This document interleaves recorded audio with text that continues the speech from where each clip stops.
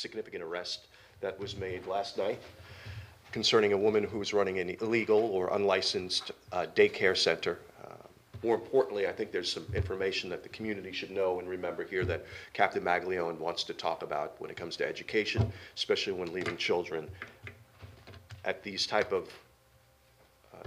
of unlicensed locations. I'm not going to steal her thunder and get in front of her, but some pretty relevant information that she's going to go ahead and release along the way. When she's through, we'll go ahead, we'll open it up to questions and do our best to get those questions answered. So without further delay, Captain Roz Maglione. Good morning, everyone. Thanks. I guess I want to kind of start with last year, October 20th of last year, 2016. Officers received a unresponsive infant call at 5809 Green Street. And when the officers arrived, the baby was, 2-month-old boy was unresponsive. He was transported to the hospital, and unfortunately, he did die at the hospital. The Department of Child Development and Early Education did an investigation concerning this daycare. And earlier in 2013, the daycare was unlicensed, and the owner of that daycare, Aquanetta White, or Anita, she goes by, was told that she needed to go to some classes and that she was only going to be allowed to have 2 unrelated children in the home for the daycare. On October 21st, when the Department of Child Development and Early Education went out to that location, they found 16 children in the home. So it was, at that point, they were an unlicensed daycare. So fast forward to yesterday, we made an arrest on Miss Aquanetta White, and her charge is providing child care without a license, and that is a felony. So what I would like to do is take this unfortunate incident and just remind people out there, especially family, please, we ask that you check your daycare.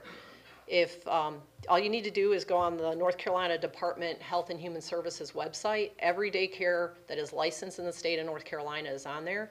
It will tell you all the different complaints that those daycares have had and their star rating. And if you don't find your daycare on there, that means it's unlicensed, and you need to report that to the department. Also, what the medical examiner found in this case is that the infant was, the cause of death was suffocation, and it was due to an unsafe sleep environment. So we did just want to remind everyone that we have many cases per year in Mecklenburg County concerning these children that die in unsafe sleep environments, and that's the co-sleeping, and also the cases where children are in adult beds with blankets and pillows. Really, every child should be in their own crib. So I'm willing for any questions that you may have. If we can go back and go back a little bit more, Sure. Ross, on that particular case. October Yes. last year, the child was unresponsive and later died at the hospital. Can you walk us through it? Have you been investigating it since then, waiting for the... No, sir.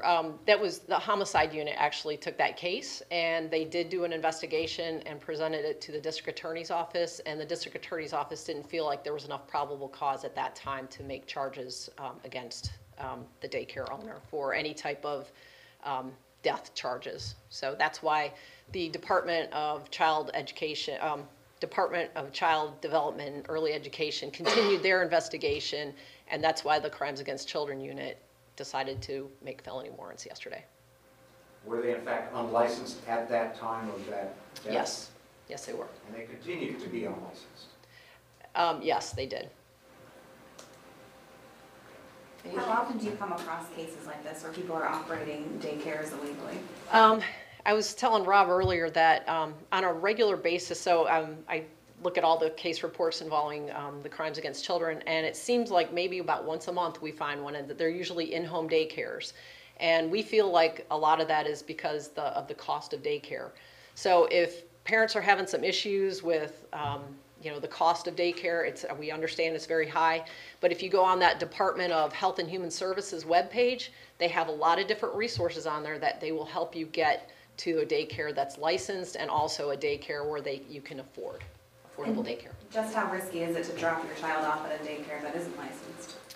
I would say it's very risky, yeah. I mean, this is your most precious, your most precious person, and, you're going with somebody that doesn't have a license, and they're not required, without a license, that means that they're not being checked.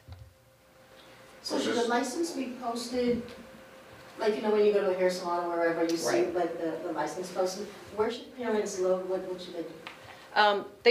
They are posted, they should be posted at every daycare, but also go on that Department of Health and Human Services website and actually check it. Was this just like a place where she had signs up saying, hey, I'm a daycare? And Yes, sir. Okay. Yes, sir. So they were misrepresenting themselves. I guess you could say that, yes. Yep. And these are these the first charges brought in the death of that child in October? Yes. Is she facing any other charges? No, not right now, sir. So, Captain, Yes. pardon me, I might be a little dumb. I just want to clarify, this charge that you just talked about, right? Providing childcare without license, does this go back to the 20? Yes, this it goes back to 2016 the, death? right, on October 21st of last year is when the Department of Child Development and Early Education went back out there, And the and they, 16? right, there were 16 children out there. Okay, guys, we are going to get the captain back to work. She's got plenty of work to do, from what I understand, after meeting with her before here. Appreciate it. Can we get the captain and spell him? Spell her name. I'll spell her name for you, sure. It's Captain Rosalind, Roslyn, Maglione, Maglione. And can you spell the name of the woman?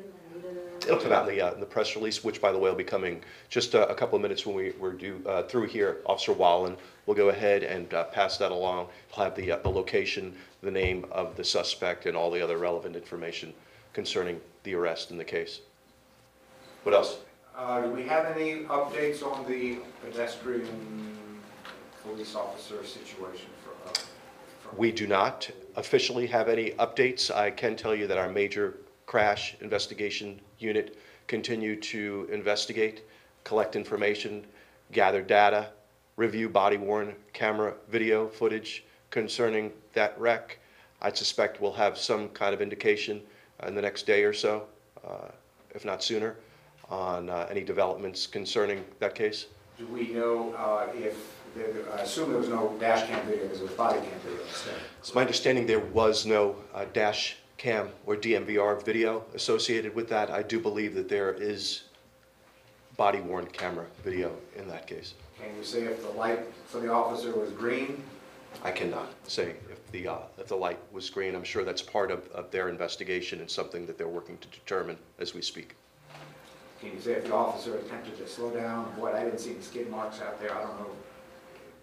Do you know that? Yeah, I was out there as well, and I'm going to leave that for the professionals who investigate this kind of these kind of wrecks, and I have not gotten an indication one way or the other at this point. I suspect they know at this point, but I don't think that they're ready to go ahead and release their findings until they have a thorough and complete investigation concluded. Again, I mean, I know, and it's important stuff anytime a community member of ours loses their lives. It's important to get that information out, but we want to, it's not about being fast, it's about being thorough, and we want to make sure that we have every box checked, every I dotted, every T crossed. It's an incredibly important kind of situation that developed out there, and it deserves a lot of weight and deference in terms of the investigation. Ken? We hear GPS is being used. Can you explain that process and if it is being used? GPS? Yeah, to examine speed. I'm not familiar with what type of technology our investigators use when it comes to investigating crashes of this nature. So the cameras, car cameras don't come on when the blue lights come on? The car cameras, there was no car camera. Okay, so that's not necessarily standard operation procedure anymore because you got body cameras. Yeah, there was no DMVR associated with this vehicle. I think it was a 2016 Capri. I want to say out of the 450, and don't hold me to this, I'm ballparking it, out of the 450 cars that we currently have in our fleet, marked cars, roughly 200 of them, fewer than half, are equipped with DMVR technology.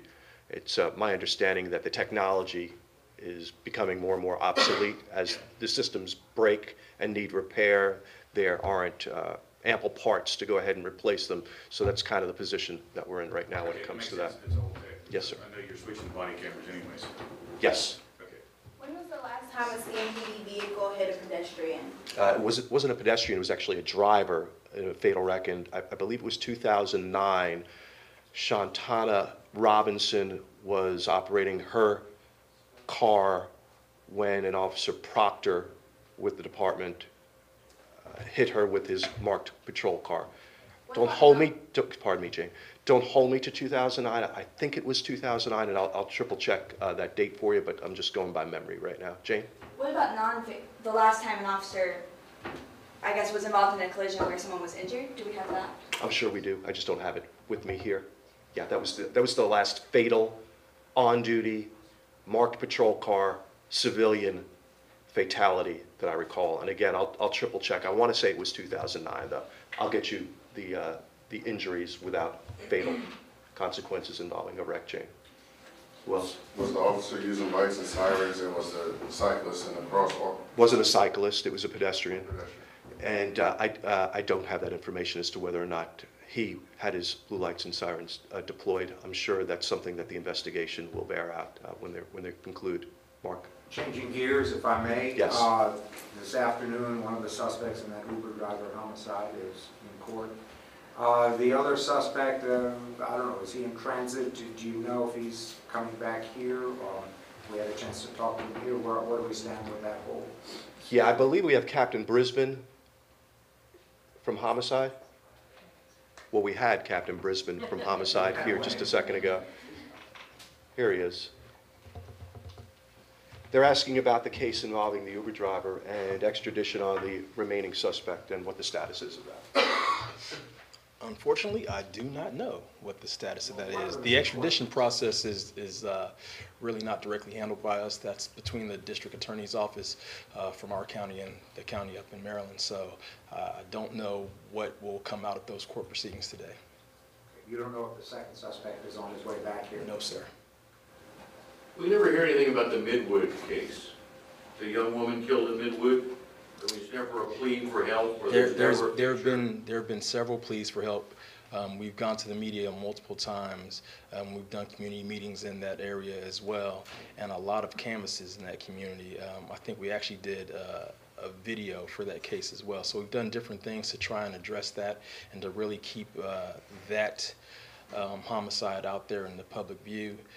Unfortunately, it's one of the homicides, like several others this year, that we're still working on, and quite frankly don't have anything that's new to give out. So because you brought it up, I'd just like to say we're still looking for any and all information for that case. It was a case that happened off of the plaza last year, and it's one of those where we don't have anything at this point that tells us why this young lady was victimized. We've had some information that we put out, requests for help through the tips lines and some other things, but we haven't received any information that's been beneficial to us at this time. Captain? Yes, ma'am. Could you touch base about last night? I believe it was called a death investigation. And it still is at this point. So we are working with the ME's office as well as the DA's office to determine if there will be any charges made at this case. At this point, it's been ruled nothing other than a death investigation, and we won't have any updates on it until we get further information back from the folks that handle all the medical related issues. Can we read between the lines and suggest that there may have been a self-defense, a question about self-defense in this case? You know, I wouldn't want to put anything out there that would be erroneous. So for me, it's safer to wait and ultimately see what happens when we talk to the professionals that really handle all that work. The detectives have done a lot of the legwork in the initial stages of the investigation, but quite frankly, we can't talk about causes of death or anything else without relying on the ME's office. I'm trying to remember, I was working last night, is it a male or female? The individual who's deceased is a male. Yes, ma'am. Ballpark age? I don't have it on me, I'm sorry. Appreciate you, Captain. Yes, sir, thank you. Have a good one. Everybody else good? Anything else? Another question. Yes. Regarding the body cam footage that was released of Yaroslav Music this week, I had a question about one of the footage videos. We can see CMPD officers pick him up and then kind of put him into the street and then administer CPR. Can you talk about what is the CMPD policy? Why wasn't CPR administered right after they cuffed him? Yeah, so first of all, I can't tell you how impressive I think that a situation like that is, given the fact that here you have a man who is, for all intents and purposes, trying to take an officer's life by leveling that rifle at the officer, for them to shift gears in the manner that they did and immediately try to save that man's life. I think that's nothing short of impressive. I think we'd all agree there. You asked about policy. When it comes to what exactly? Administering CPR, why did they not just cuff him, do CPR there? I mean, they picked him up and they moved him into the street. Yeah, and I don't want to speak for the officers, and I'm not going to relitigate the case in front of the cameras, but what I will say is that I suspect that the officers were ensuring that that home was clear, getting not only themselves, but that suspect out of harm's way and into an area that was safe to go ahead and administer CPR. And again, I don't want to speak for them, but having watched it as frequently as I've watched that video, that's the takeaway that I had there. But again, I think the bigger story there is just the ability for an officer to be in a position where he's posed with an imminent deadly threat with someone pointing a rifle at him, for heaven's sakes, and for him to shift and go ahead and try to save that person's life. That's one hell of a story. That's one hell of an illustration of character and professionalism. I think we'd all agree. And the rifle was pointed at Officer Walsh? It was pointed at the other officer. It was Officer Walsh who took the shot. Right, okay. Yeah. Is All right. Officer Walsh still on administrative duty? Officer Walsh is on administrative duty, yes. Where do we find the policy for speed and responding to emergency calls? Policy, I'd be more than happy to go ahead and send you our directives when it comes to emergency response and vehicle pursuits. Okay. All right, guys, we appreciate you.